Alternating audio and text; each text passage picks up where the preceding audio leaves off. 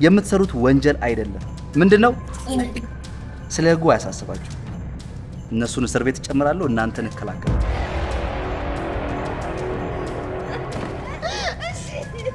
እንዳልገልሽ አንድ ሌላ ተጨማሪ ማሳመኛ። ስልኬ ኪሴ ውስጥ ነው። አውጣው።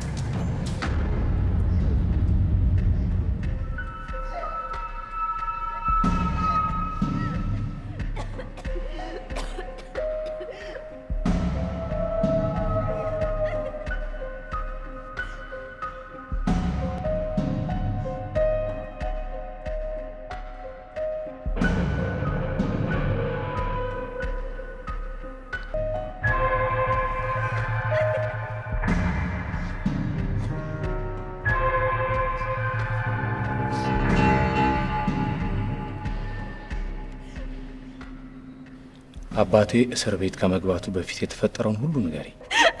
የዛኔ አባት ምንም አላደረገኝ። እንኳን በክራንች ሊመኝ ጫፌ እንኳን አልደረሰ። የዛኔ መርማሪ ዳጃኔ በጎማ ዱላ ደብድቦ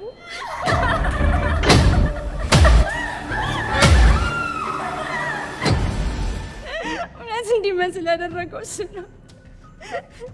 ከዛም በአካባቢው ላይ ፖሊሶች እንዲኖሩ አደረገና ጓደኞችን ውስጥ እንዲደበቁ አደረጋቸው።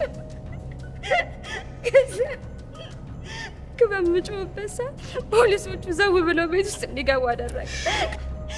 ከዛ ጓደኞቼ የፖሊሶቹን መምጣት የተወጡ በቃ ይሆነ በቃ ትልተለኝ መኩሪያ በቃ አልገልሽም። እንዳልገልሽ ግን አንድ ነገር ታደርጊልኛለሽ። ምን ላድርግልህ?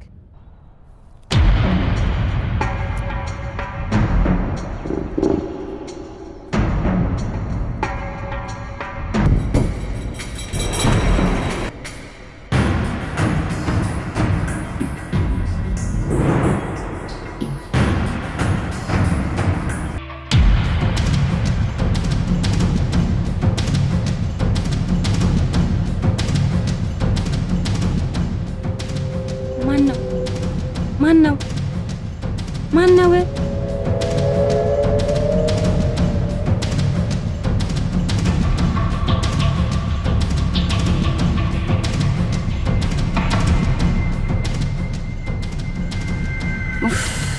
ዳጁ መጣ።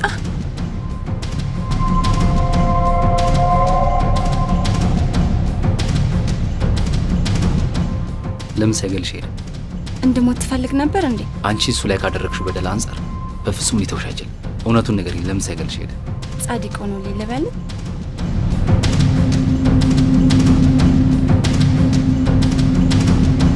እውነቱን ንገሪኝ፣ ለምን አልገደለሽም? ሁሉንም እውነት ነገርኩት። ይሄ በፍጹም አታረጊም። አድርጌማ ነው ነፃ የለቀቀኝ። ከሞት አይሻለኝም? እኔ እንደማልገልሽ በምን እርግጠኛ ነሽ? አንተማ አታደርጉ።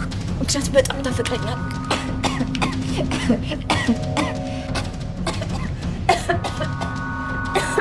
ታፈቅረኛለህ?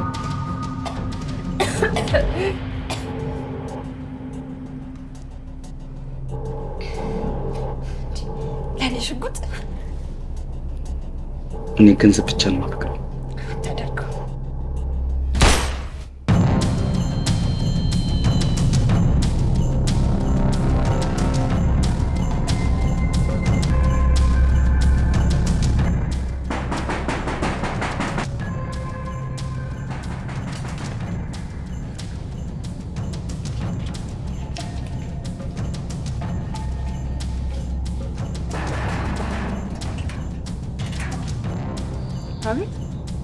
መርማሪ ደጀን ያለ